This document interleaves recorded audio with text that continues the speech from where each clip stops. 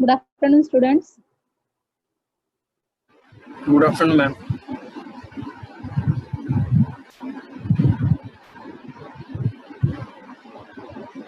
We start with our topic.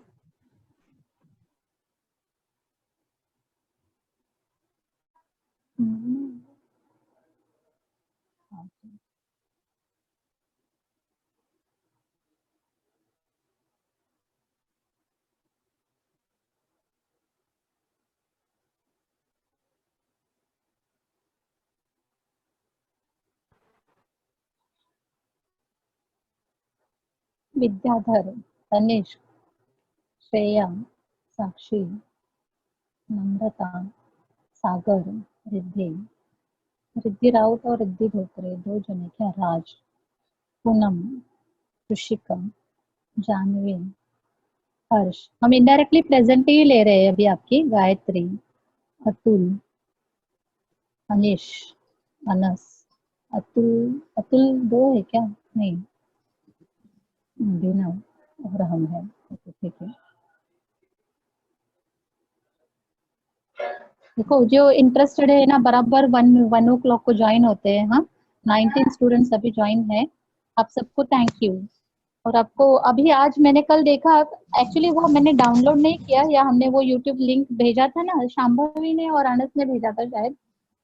Shambhavi ने क्या भेजा था हमें लगता है, प्रोटीन सिंथेसिस, और अनस ने शायद ट्रांसक्रिप्शन एंड ट्रांसलेशन टॉपिक भेजा था। बराबर है क्या? Is it right Anas, Shambhavi? यही भेजा था ना आप दोनों ने? तो भेजते जाओ, और कम टाइम का होगा ना, मतलब सपोज हाँ 2 और 3 मिनट्स का, 4 और 5 मिनट्स का, 6-7 मिनट्स का, छोटा छोटा टॉपिक रहेगा तो भेजते जाओ। तो क्या होता है, इंटरेस्ट बढ़ता है। और कम टाइम पीरियड में आजकल सबको ज्यादा लेंदी प्रोसीजर देखने को भी अच्छा, देखो 3 घंटे का मूवी भी होगा ना, तो आजकल बच्चों को पसंद नहीं है। 3 घंटे का मूवी भी नहीं देखेंगे वो लोग। ऐसा सोचेंगे 1 घंटे का छोटा मूवी होगा ना, तो वो देख के जल्दी से एंटरटेन हो जाते हैं।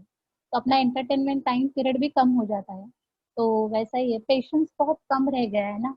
तो छोटे छोटे क्लिप्स अगर आपके बायो से रिलेटेड है तो भेजते रहो। सारे 19 स्टूडेंट्स को हमारा कहना है।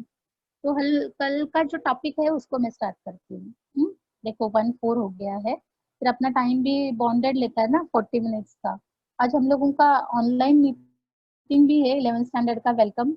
और अभी हम लोगों ने एक मीटिंग लिया था, सोच रहे थे कि सब टीचर्स के लिए, मतलब माइक्रोसॉफ्ट टीम्स करके एक सॉफ्टवेयर है, वो डाउनलोड करके लेक्चर लिया जाएगा। लेकिन वो कब होगा, तब तक वेट, हम थोड़ा आगे जाते जाएंगे। हाँ, तो यहाँ पे हम लोगों ने स्टार्ट क्या किया था कल, याद है? ट्रांसक्रिप्शन 3 प्रोसेस में होता है, अगर आपने देखा होगा तो। पहली है इनिशिएशन, सेकेंड है इलॉन्गेशन, थर्ड टर्मिनेशन। तो जैसे हम वर्ड बोलते हैं तो आप वर्ड का मीनिंग अपने दिमाग से लगाते हो, इज इट राइट? और अपने दिमाग से, अभी तो डायग्राम भी नहीं है मैडम के हाथ में, तो आप अपने दिमाग से कैसे लगाओगे, तो मैं वो एक्सप्लेन करना चाहती हूँ। तो जब ट्रांसक्रिप्शन प्रोसेस होगी, तो ट्रांसक्रिप्शन यहाँ ये न्यूक्लियस के अंदर नहीं होगी। न्यूक्लियस के अंदर की इंफॉर्मेशन कॉपी की जाएगी। वो कॉपिंग की प्रोसेस को हम बता रहे हैं ट्रांसक्रिप्शन। ये कॉपी होके बाहर निकलेगा। और जो सेल, ये पेपर मतलब सेल है, ऐसे समझो। 3D डायग्राम में जाओ। 3D डायग्राम में जाना मतलब क्या, कि जैसे कोई डब्बा रहेगा। हाँ, उस दिन हमने बोला था ना,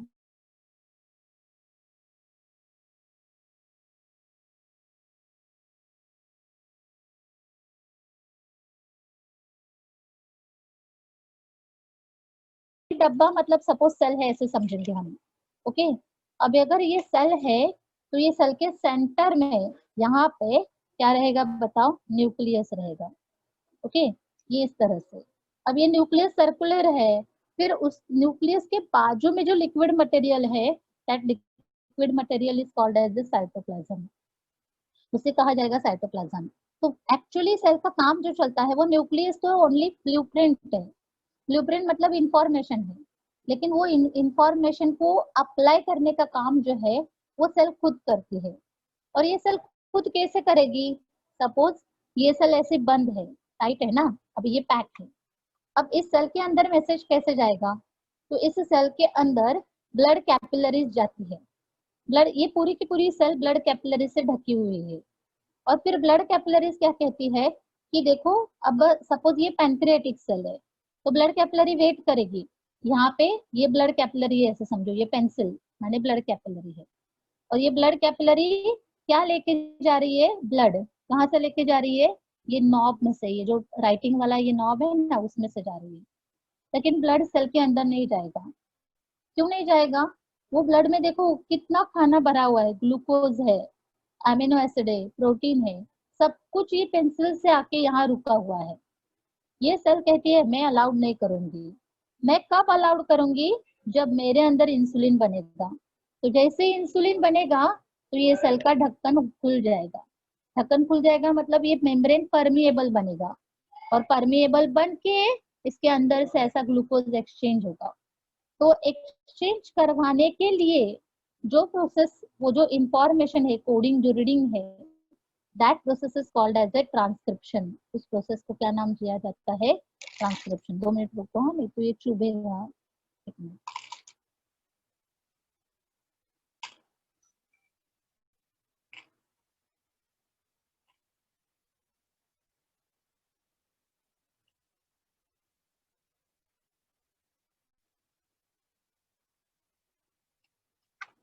ओके, तो ये ट्रांसक्रिप्शन होने के लिए हम लोगों को ट्रांसक्रिप्शन यूनिट को पढ़ना है।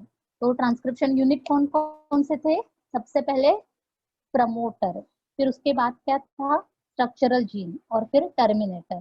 तो पहले इनिशिएशन प्रोसेस, ये ट्रांसक्रिप्शन लेंदी प्रोसेस है, वो है इनिशिएशन। वो मैं आपको बाद में पढ़ाती हूँ, इनिशिएशन कैसे होता है, एलोंगेशन कैसे होता है, और टर्मिनेशन कैसे होता है।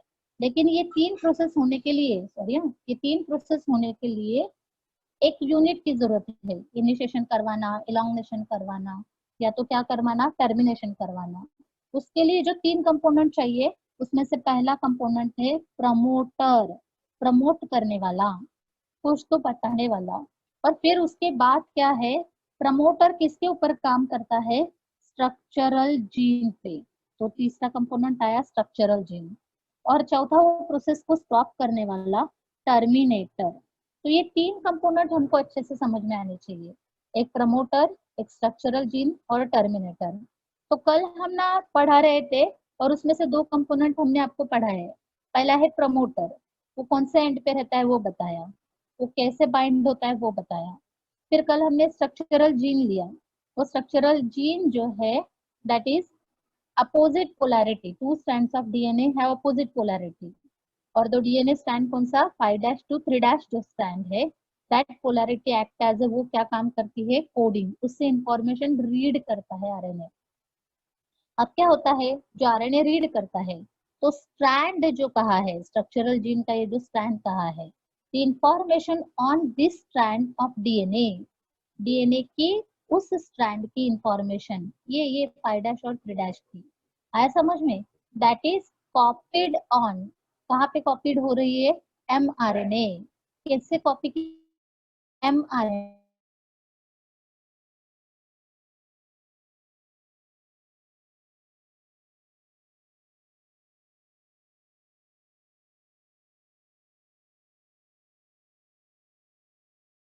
Reduction, that is called as a downstream. तो हम कल ये आपको एक्सप्लेन कर रहे थे, और उसी एंगल से अभी ये डायग्राम भी देंगे। तो देखो, ये है टेम्पलेट, मतलब ये डीएनए की स्ट्रैंड है, ये डीएनए की स्ट्रैंड 3' टू कहाँ जा रही है, 5'। इसका मतलब ये स्ट्रैंड हो गई लीडिंग, इसका नाम है लीडिंग। अब ये लीडिंग के ऊपर पहला इनिशिएटर दैट इज प्रमोटर, ये एक्चुअली आरएनए है, उस प्रमोटर का एंड कौन सा है, 5'। तो कॉपी करेगा, कॉपी करके लेगा, so that strand is called as a coding strand. उस कोडिंग स्ट्रैंड का एंड क्या हुआ, that is called as a 5' to 3'। और उसके 3' एंड को वो प्रोटीन सिंथेसिस स्टॉप होने वाला है, so that end is called as a terminator. और प्रोटीन सिंथेसिस जो 3 फेजेस से जाने वाला है, that phases is called as a, कौन से, first one initiation, second one is called as a elongation, and third one is called as a termination. तो ये 3 प्रोसेस में वो कंप्लीट करेगा। हाँ, तो अभी देखो उन्होंने एक दिखाने के लिए करके दिखा है यहाँ पे, कि ये 5' एंड है डीएनए का और ये 3' एंड है, मतलब कौन, mRNA. Template strand of DNA that is called as a antisense strand. Okay, और दूसरी स्ट्रैंड कौन सी कही है, that is coding strand of DNA that is called as a sense strand. तो ये डीएनए की दो स्ट्रैंड है समझो, एक कौन से एंड से कहाँ जा रही है, one and which is running from कहाँ से आ रही है बताओ, 3' टू 5'। ओके, और दूसरी रन कहाँ से हो रही है, 5' टू 3'। इस 5' एंड के, ये 3' एंड के सेंस से आरएनए कॉपी कर रहा है, आरएनए रन हो रहा है, इसके ऊपर आरएनए बन रहा है। ओके, अब आरएनए बन रहा है तो ए टी का कॉम्प्लीमेंट्री क्या लेता है, वो ए, जी का कॉम्प्लीमेंट्री वो क्या लेता है, सॉरी सी का कॉम्प्लीमेंट्री क्या लेगा, जी, ए का कॉम्प्लीमेंट्री क्या लेगा, टी, जी का कॉम्प्लीमेंट्री क्या लेगा, सी। हम यही कल टॉपिक आपको बताना चाहते थे।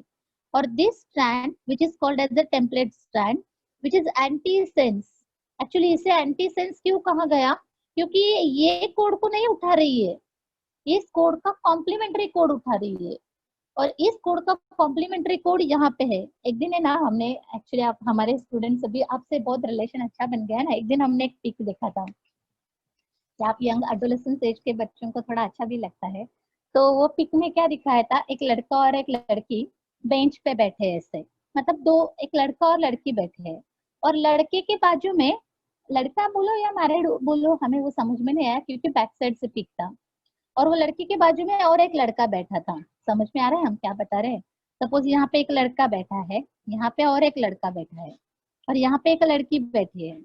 अब ये लड़की है ना, ये लड़की के साथ बहुत मिलजुल के बात कर रही है, लेकिन इस लड़की ने क्या किया है, इसका राइट हैंड बोलो और इस लड़के का लेफ्ट हैंड बोलो, इसके हाथ में हाथ दिया है पीछे से। तो आगे वाले सामने वाले को क्या लग रहा है, अरे वाह ये मेरे से कितना अच्छा बात करती है, मेरे से कितना अच्छा रिलेशन है, she is very close to me, she is very connecting to me, और पीछे से मतलब पीछे हैंड इसको दे रही है, मतलब she is mentally involve in him. समझ में आ रहा है, तो वैसे यहाँ पे can you getting my point, सबको थोड़ा कुछ जोकिंग टाइप लगा क्या, समझ में आ रहा है क्या, तो सेम वैसे ही यहाँ पे क्या हो रहा है, ये जो आरएनए है ना वो जुड़ा तो है इससे, किससे, टेम्पलेट स्ट्रैंड से, इससे इंफॉर्मेशन ले रहा है, लेकिन वो उसको कॉम्प्लीमेंट देखो इसके साथ मैच कर रहा है, ए ए, जी जी, टी टी, सी सी। समझ में आया, so that strand is called as a coding strand, actually this is sense strand। तो जो दिख रहा है आरएनए इसके ऊपर रन कर रहा है, लेकिन वो ले रहा है उसको कॉम्प्लीमेंट्री सॉरी हाँ, इसका कॉम्प्लीमेंट्री ले रहा है ना, तो कॉम्प्लीमेंट्री उसका एक्चुअली फ्रेंड है, complementary strand is called as actually sense strand. समझे कुछ थोड़ा बहुत, कुछ सबको समझ में आ रहा है हम क्या कहना चाह रहे हैं। तो आरएनए जिसके ऊपर प्रिपेयर होगा, वो प्रिपेयर होने वाला एंड कौन सा है, 3' टू 5', बराबर। खुद कौन सा एंड दिखा रहा है, 5' टू कौन सा एंड दिखा रहा है, 3', लेकिन वो ले कहाँ से रहा है मैसेज, उसके एग्जैक्टली अपोजिट ले रहा है, तो ये उसकी सेंस स्ट्रैंड बन गई। हाँ आया समझ में, तो कि यहाँ तक आपको क्लियर हुआ ऐसा मैं समझती हूँ। तो हम यहाँ तक गए, प्रोमोटर क्लियर हुआ आपको, स्ट्रक्चरल जीन क्लियर हुआ, स्ट्रैंड ये टॉपिक कंप्लीट हुआ।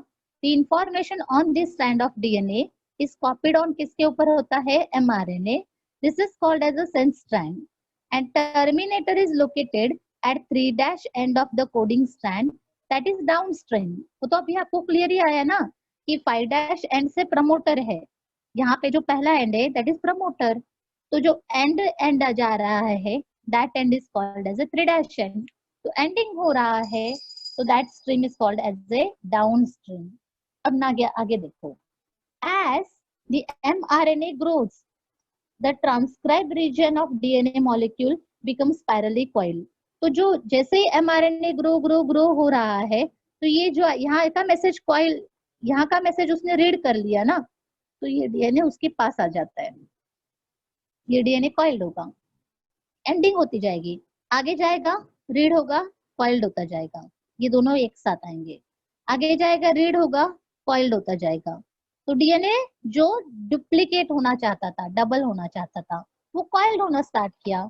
As the mRNA grows the transcribed region of DNA molecule becomes spirally coiled and DNA attains the double helix form. जो DNA सिंगल स्टैंडर्ड बन गया था वो कौन सा फॉर्म अटेन कर जाता है? Double helix. समझ में आ रहा है? ये सब ट्रांसक्रिप्शन के लिए। अब उन्होंने कहा है कि ट्रांसक्रिप्शन बैक्टीरिया में कैसे, ये इंफॉर्मेशन अब जस्ट नॉलेज के लिए। हाँ, तो इन bacteria mRNA does not require any processing. उसमें mRNA को कुछ प्रोसेसिंग चालू नहीं रहता, जरूरी नहीं है। So it has no introns. अब यहाँ पे ये वर्ड को मैं आगे भी एक्सप्लेन करती हूँ, इंट्रॉन्स माने क्या।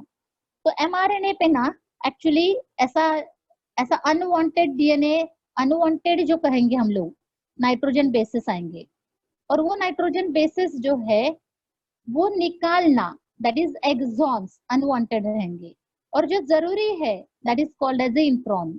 तो mRNA में 2-3 पार्ट है। इन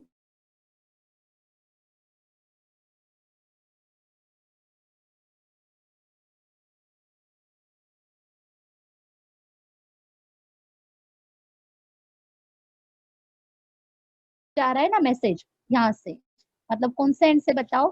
3' एंड से। कौन से एंड पे? 5' पे। जब कॉपी किया जा रहा है तो कॉपी करते टाइम डीएनए पे नॉन हिस्टोन प्रोटीन, मतलब लिंकर डीएनए भी है ना, तो लिंकर डीएनए मतलब वो प्रोटीन सिंथेसिस के लिए कुछ काम का नहीं है। अगर वो कुछ काम का नहीं है तो it should be cut out. अगर हमको ड्रेस सिलना है सपोज अच्छा सा, तो बड़ा जाड़ा जो अनवांटेड कपड़ा है वो निकालना ही पड़ेगा ना, नहीं तो हम एबनॉर्मल भूत जैसे दिखेंगे। तो वैसे ही यहाँ पे भी होता है, ज्यादा एनर्जी वेस्ट होगी, तो अनवांटेड जो नाइट्रोजन बेसिस है उसे निकालना पड़ता है। लेकिन इन bacteria mRNA doesn't require any processing because उसमें है ही नहीं, because it has no introns, उसमें वो प्रोसेस ही नहीं। अब यहाँ पे देखो इंट्रॉन और एक्सॉन क्या है, यहाँ पे एक छोटा सा डायग्राम दिखा, ये बुक के हिसाब से जाती हूँ। हम लोग कहाँ तक लिए थे कल? ट्रांसक्रिप्शन की टर्मिनोलॉजी ली, कहाँ होता है? G1 में, G2 में, कहाँ वो प्रोसेस है। फिर ट्रांसक्रिप्शन के यूनिट्स कहे, पहला कौन सा साइट हुआ? प्रमोटर, दिख रहा है ना आप सबको। फिर सेकंड क्या है? स्ट्रक्चरल, उसे एक्सप्लेन किया। और फिर थर्ड क्या आया? टर्मिनल। और एक प्रोसेस एक्सप्लेन करने के लिए ये प्रमोटर का साइट, फिर उसके बाद स्ट्रक्चरल एंड टर्मिनेटर। फिर इसमें आया है इंफॉर्मेशन कि bacteria does not require any processing because it has no introns. ये पॉइंट मैंने लिखा है। Mostly prokaryotes only process one type of RNA, और one type of RNA enzyme, that is RNA polymerase. But eukaryotes में क्या होता है? There are 3 types of RNA. आप सबको मालूम है, आरएनए, एमआरएनए, आरआरएनए, टीआरएनए। वो तीनों आरएनए को काम करवाने वाले या तो प्रोटीन सिंथेसिस करवाने के लिए अलग अलग टाइप के एंजाइम होते हैं। So that is 3 types of RNA polymerases. What are that RNA polymerases? RNA polymerase 1 transcribes ribosomal RNA. RNA polymerase 2 transcribes messenger RNA. And heterogeneous RNA, that is RNA polymerase 3, is responsible for transcription of tRNA. तो ये knowledge base हो गया। ये ना शायद कोई ऐसा सटिक बोलेंगे ना, सटिक टीचर, जिसको लगेगा कि नहीं बच्चों को ये सब आना ही चाहिए, मेरे बच्चे हैं तो उनको 100% सब आना ही चाहिए, तो वो ऐसा क्वेश्चन डाल सकता है। तो डीपली क्वेश्चन पूछ, नॉलेज बेस वाला। तो यहाँ पे हमने क्या कहा कि यूकैरियोटिक सेल में आरएनए भी 3 टाइप के हैं और आरएनए एंजाइम भी 3 टाइप्स के हैं। तो आप ए डिवीजन के स्टूडेंट्स हो तो जस्ट नॉलेज फॉर्म, इसको ना आप पेपर भी बहुत मस्त बनाते हैं वहाँ सब लोग। इसमें वो कॉलम ए यानी कॉलम बी, मतलब मैच द फॉलोइंग के फॉर्म में काम कर सकते हो आप लोग, तो याद रहेगा। आरएनए पॉलीमरेज 1 किसके लिए है? आरएनए, आर मतलब राइबोसोमल आरएनए। आरएनए पॉलीमरेज 2 किसके लिए है? Messenger RNA. And RNA polymerase 3 किसके लिए है? टी। तो आपको इतना याद रखना है, आरआरएनए, एमआर एंड टीआरएनए। यहाँ ऑटोमेटिकली आएगा, आर मतलब 1, एम मतलब 2 एंड टी मतलब 3। पॉलीमरेज तो एंजाइम ही है ना, उसके अलग अलग टाइप्स है। तो ये 3 एंजाइम्स किस लिए काम आते हैं? तो ये प्रोसेस करने के लिए, प्रोसेस ऑफ, क्या दिखा है देखो, that is called as a heterogenous nuclear RNA. तो ये डीएनए से, जहाँ पे देखो बहुत अच्छा मतलब ध्यान देंगे तो ये 5' एन जो ब्लू डायग्राम से दिखाया है, और ये ब्लू डायग्राम से उसका एंडिंग यहाँ देखो क्या आया, 3 डैश। सबके हाथ में टेक्स्ट बुक है क्या? जस्ट मुझे रिप्लाई दे दो, आपके हाथ में टेक्स्ट बुक है। टेक्स्ट बुक भी नहीं होगा तो स्क्रीन तो है, लेकिन तो भी। तो ये एंड कौन सा हुआ? 5 डैश, और उसका टर्मिनेटिंग एंड क्या आया? 3 डैश। ओके, हाँ थैंक यू। और यहाँ पे क्या है, रेड लाइन से दिखा है वो, ये 3 डैश, देखो 3 डैश को रीड करते जा रहे हैं, और यहाँ पे आ गया देखो एंडिंग उसका 5 डैश। ओके, अब यहाँ पे इतना ही डीएनए मॉलिक्यूल हमें जरूरी है। अब ये इस डीएनए को कॉपी करवाने का काम जो आरएनए ने किया, that RNA is called as mRNA. तो एमआरएनए क्या क्या कलर देखो यहाँ पे, जी दिख रहा है, एमआरएनए दिख रहा है, एंड क्या दिख रहा है? 5 डैश और 3 फॉस्फेट दिख रहे हैं देखो। और ये फेंट येलो कलर है, फिर डार्क ऑरेंज कलर, फिर येलो कलर, फिर ये ऐसा होते होते एक जगह पे वो स्टॉप होगा, और जैसे स्टॉप होगा तो वो सेपरेट होगा। तो उसका स्टार्टिंग एंड कौन सा आया? 5 डैश। हमने बोला था ना कि जब आरएनए रीड करेगा तो उसका इनिशिएटर एंड, प्रमोटर एंड, वो कौन सा है? 5 डैश एंड है।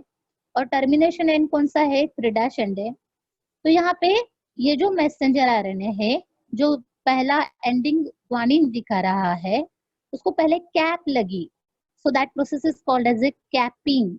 इसे क्या दिया है देखो? कैपिंग। अब ये एक्सॉन्स है, और ये इंट्रॉन्स डार्क ऑरेंज कलर है।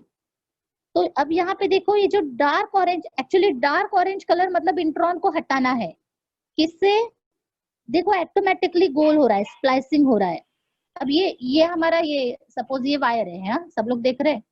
अब इस वायर की लंबाई हमें छोटी करनी है, तो हमें क्या करना पड़ेगा? इसे ऐसा कट करना पड़ेगा, और ये गोल को हटा देना पड़ेगा। जैसे ये गोल को हटा देंगे तो ये वायर ऐसी बनेगी ना, मतलब इतनी लंबाई निकल गई। हम डायग्राम, ये पिक समझ में आ रहा है आप सबको? इतना बड़ा लंबा वायर है, हमको अनवांटेड वायर का पार्ट निकालना है, तो ये गोल हो जाएगा। इसको कट किया, और यहाँ पे सेलो टेप लगा के ज्वाइन कर दिया। ओके, फिर यहाँ पे भी मेरा अनवांटेड वायर का गोल है, हम इसे गोल कर रहे हैं और इसे कट कर रहे हैं यहाँ पे। तो ये मतलब इतना पार्ट अनवांटेड निकल गया। तो निकालने वाले पार्ट को एक्चुअली कहा गया है? इंट्रॉन्स, जो कट होके बाहर निकल रहा है। और जो वांटेड है वो एज इट इज है, तो गोल होके निकल रहे, देखो 1 2 3 4 5। सबको क्लियर हो रहा है? ये जो गोल वाले पार्ट बाहर निकल रहे हैं वो डार्क ऑरेंज कलर के, that is called as a introns are removing. आ रहा है? So that is called as a, दिख रहा है वहां पे स्प्लाइसिंग लिखा है। तो यहाँ पे capping, splicing and tailing. Tail मतलब यहाँ पे पॉली एडिनिलेशन, मतलब एक्चुअली जब प्रोसेस ट्रांसक्रिप्शन हो रही है, सब लोग ध्यान दो, सब प्रोसेस कहाँ पे हो रही है? ये न्यूक्लियस में हो रही है। तो न्यूक्लियस में ये डीएनए के ऊपर जो अनवांटेड आ रहा है उसे भी हटाना, उसकी अनवांटेड प्रोसेस में से जो डीएनए है उन सबको निकालना, और फिर वो एमआरएनए अच्छा बनेगा, मस्त ब्लूप्रिंट के फॉर्म में बाहर निकालेगा, और फिर वो जाएगा आरआरएनए के पास। आरआरएनए अंदर नहीं जाता, आर मतलब कौन सा आरएनए? Ribosomal RNA. और वो राइबोसोमल आरएनए किसके ऊपर रहता है? राइबोसोम्स पे। और राइबोसोम्स कहाँ पे रहते हैं? एंडोप्लाज्मिक रेटिकुलम में। ओके, तो ये जरूरी है कि यूकैरियोटिक सेल में अनवांटेड मटेरियल आ रहा है, that is called as introns, उसे हटाना जरूरी है। So that introns are absent in prokaryotic cell. वो इंट्रॉन्स कहाँ पे एब्सेंट है बताओ? प्रोकैरियोटिक सेल में, that is bacteria. So in bacteria, आपको सबको समझ में आ रहा है क्या प्रोसेस चल रही है हम लोगों की? बताओ मुझे please, all of you give me the answer. कौन सी प्रोसेस हम पढ़ाने की कोशिश कर रहे हैं? नाम क्या है, हेडिंग क्या है प्रोसेस का? सब लोग ऑनलाइन है ना?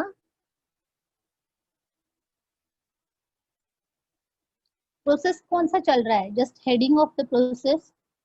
हाँ, processing of heterogenous nuclear. Okay, और बहुत क्रिटिकल मत करो। हाँ, ये जो है ना, क्या आप बहुत क्रिटिकल कर रहे हो? टेक्स्ट बुक है ना, अब इसमें हम प्रोसेस क्या पढ़ रहे हैं एक्चुअली? हम ओनली ध्यान क्या दे रहे हैं? हमको ट्रांसक्रिप्शन समझ में आना है। क्या समझ में आना है? ट्रांसक्रिप्शन। तो प्रोसेस प्रिपेयर करने के लिए एक टर्मिनोलॉजी को क्लियर कर रहे हैं। तो क्या यहाँ पे जो हेडिंग जो आप बोल रहे हैं हमें, as the mRNA process the transcribe region, तो यहाँ पे ओनली हम बता रहे हैं कि ये हमें इस तरह से सेपरेट करना है। तो हम पढ़ रहे हैं ओनली ट्रांसक्रिप्शन, और ट्रांसक्रिप्शन का मतलब सेंट्रल डोग्मा क्या है प्रोटीन सिंथेसिस का, डीएनए टू इंफॉर्मेशन कहाँ पे लेके जाना, mRNA। ये प्रोसेस हमारी चालू है और उसमें क्या क्या हो रहा है वो बताने की कोशिश कर रहे हैं।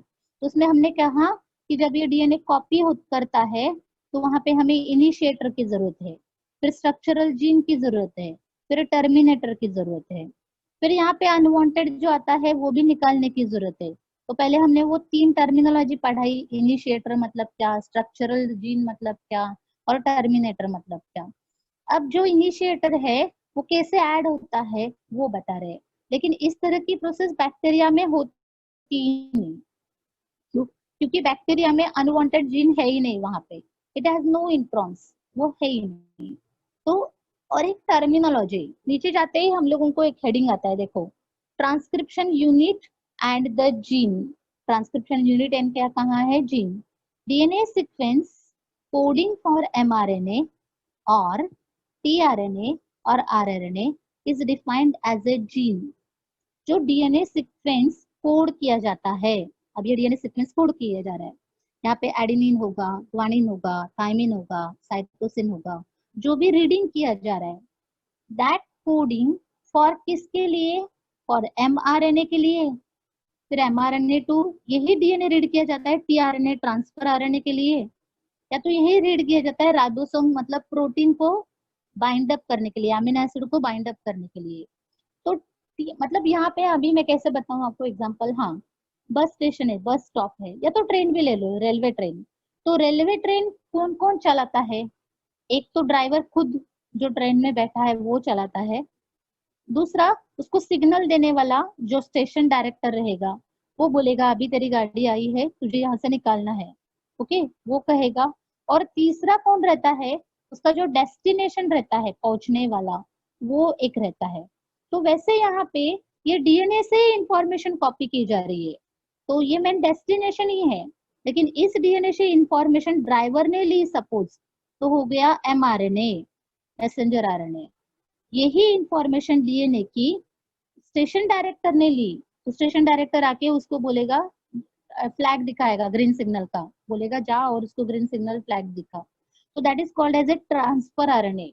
वो खुद स्टेशन से बाहर आएगा, वो किसी पर्सन को बोलेगा कि इस गाड़ी को सिग्नल देना है, तो वो सिग्नल आएगा और फिर गाड़ी जाएगी। तो इंफॉर्मेशन किसने लिया, ट्रांसफर आरएनए। और वो सिग्नल यूटिलाइज करके वो ट्रेन डेस्टिनेशन पे जाएगी, मतलब आरआरएनए के पास, राइबोसोमल आरएनए के पास जाएगी, और फिर राइबोसोमल आरएनए सारे प्रोटीन मॉलिक्यूल, सारे अमीनो एसिड को डेस्टिनेशन में जाके छोड़ेगा, मतलब सारा पब्लिक उधर उतरेगा। सपोज बोईसर से पब्लिक चढ़ा हुआ है तो सब लोग जाके चर्च गेट पे उतरेंगे और सब प्रोटीन का मॉलिक्यूल बन के बाहर पड़ेंगे। तो इस तरह से उन्होंने कहा है। तो सिस्ट्रॉन, तो उन्होंने डीएनए पे अलग अलग जो फ्रैगमेंट है, तो किसी को म्यूट्रॉन कहा, किसी को रेकॉन कहा, किसी को सिस्ट्रॉन कहा। तो म्यूटॉन का मतलब क्या, म्यूटेशन, सडन चेंज, अचानक से सेल अलग बिहेवियर करेगी, एबनॉर्मल बिहेवियर करेगी, तो that is called as a mutant gene. वही जीन वहां पे म्यूटेशन कर रहा है, जो जीन रिप्लिकेशन करवा रहा था that is called as a recon. और जो कोडिंग कर रहा है, जो प्रोसेस में हेल्प कर रहा है, सो दैट इज, देखो बहुत अच्छा टॉपिक है यहाँ, लेकिन डीपली मालूम होना चाहिए, that is cistron. Cistron is a segment of DNA, मतलब डीएनए का कोड ही नाम बदला ओनली। सुनो स्टूडेंट्स, सबको क्लियर हो रहा है ना, ये कोड वही एज इट इज है, ATGC जो भी कोड है वो वैसा ही है। लास्ट के 10 मिनट्स देखो, तो ये जो कोड है वो कोड वैसा ही है, लेकिन उसने उसका काम चेंज किया।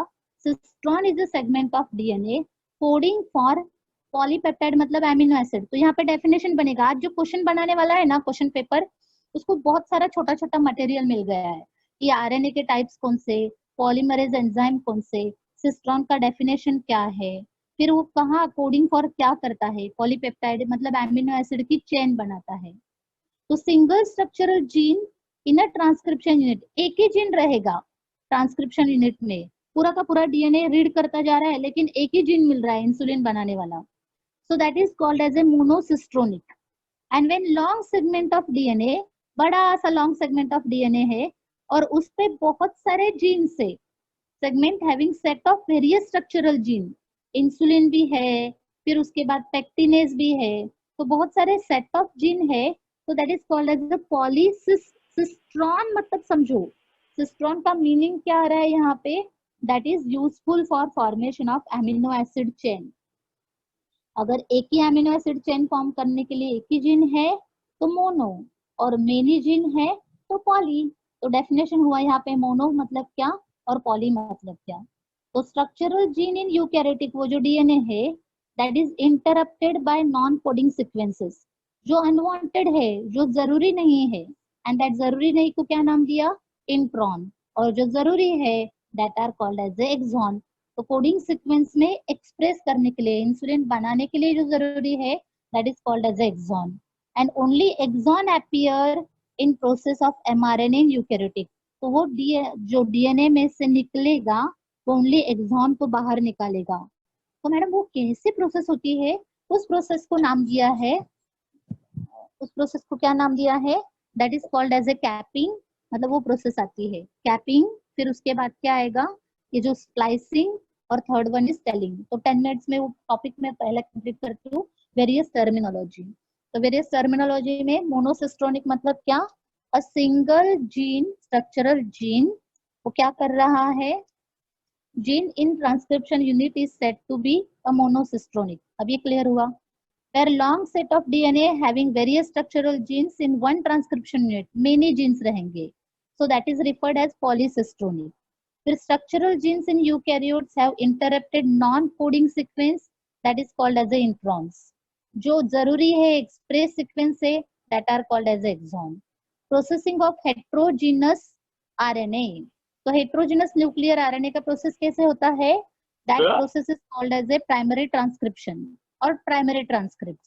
तो primary transcript is non functional and it contains both, उसमें दोनों भी है, वो एमआरएनए में दोनों भी है, एक्सॉन भी है, इंट्रॉन भी है।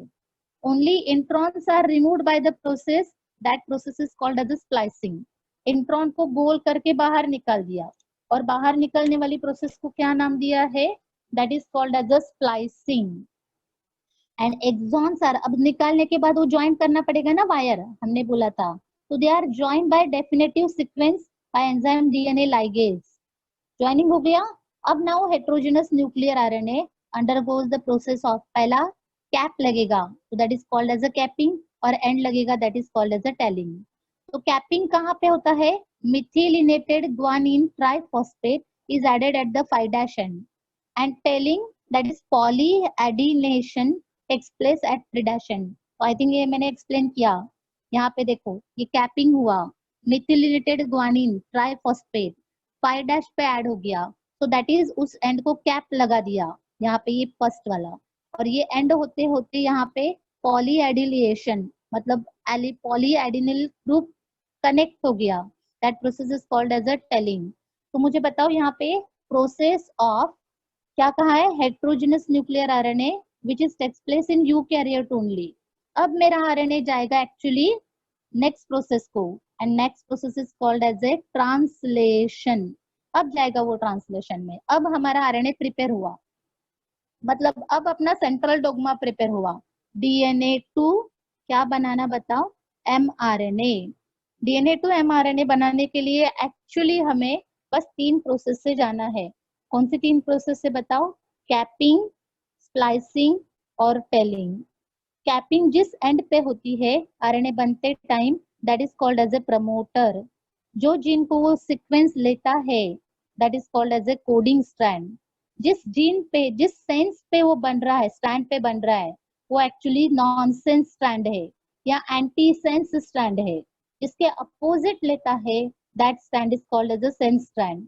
जहां पे वो प्रोटीन सिंथेसिस स्टॉप करवाना होगा, उसको एंड करवाना होगा ना, so that end is called as a terminator. ये तो जीन के लिए आया, लेकिन उस एमआरएनए में अनवांटेड नाइट्रोजनस बेसिस भी है, तो अनवांटेड नाइट्रोजनस बेसिस को क्या नाम दिया, इंट्रॉन। वो इंट्रॉन को निकालना इज कॉल्ड एज ए, क्या नाम दिया है, स्प्लाइसिंग। निकालने के पहले ही 3' एंड पे पहले ही ग्वानिन ट्राइफॉस्फेट कनेक्ट होगा, so that is called as a capping. और जहां एंडिंग होगा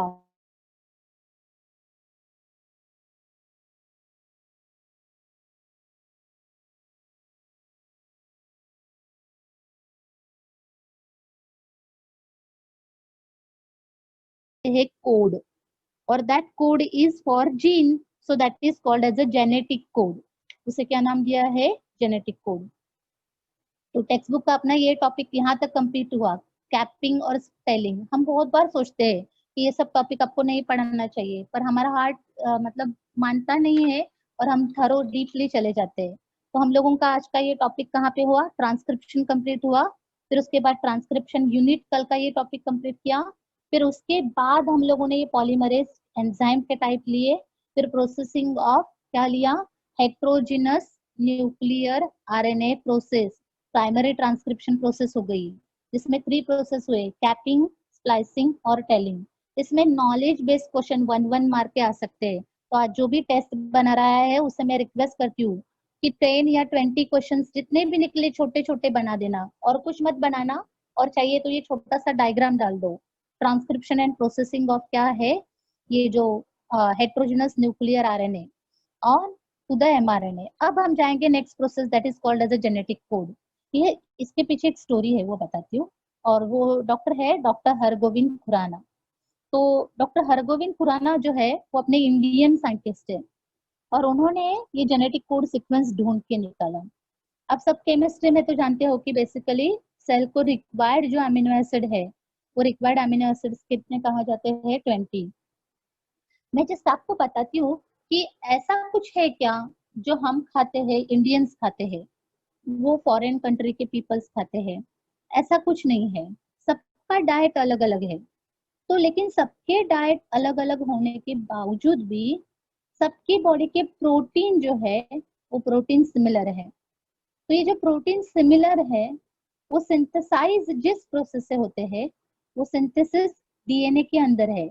और हमारा यूनिवर्सल कोड कॉमन है, including bacteria, including plant, including mammal, including human being. 99.9% genetic code is same in all organism. So genetic code की एक properties रहती है, जस्ट मैं लाइन वाइज बताती हूँ, शायद वो खत्म होने आएगा। तो general characteristics of genetic code, तो जेनेटिक कोड ट्रिपलेट में रहता है, ऑलवेज वो 3 लेटर लेगा। जैसे यहाँ पे देखो, यू यू यू यू। तो ये जो कोड है वो फिनिल एलिनाइन नाम का एमिनो एसिड बनाता है। यू यू ए, ये ल्यूसिन नाम का एमिनो एसिड बनाता है। सी यू यू, ये कैसे लिया है वो भी बताती हूँ। देखो यहाँ पे यूरासिल लिया है, ये साइटोसिन, ये एडिनाइन, ये ग्वानिन है। तो ये यूरासिल है, और यहाँ पे यूरासिल, साइटोसिन, एडेनाइन और guanine. Genetic code is always triplet. हमारे पास क्या था, एडेनिन, ग्वानिन, थायमिन और साइटोसिन। ये 4 ही, लास्ट 1 मिनट है, ये 4 ही कोड है। सुनो, अगर ये 4 ही कोड होते तो 4 ही अमीनो एसिड बनते थे। 20 अमीनो एसिड कैसे बनेंगे? सपोज इसका मैंने डबल डबल किया, ए लिया, तो 4 इंटू 4 करने से 16 अमीनो एसिड बनेंगे। तो इसलिए डबल कोड भी गया। और फिर 3 लिया, ट्रिपलेट लिया, तो 4 into 4 into 4 is equal to total कितना आता है, देखो 64। तो ये 64 है। अब देखेंगे तो देखो 1 2 3 4, 4 into 4 into 4 is equal to total कितना होता है यहाँ पे 64। तो ये 64 कोड है।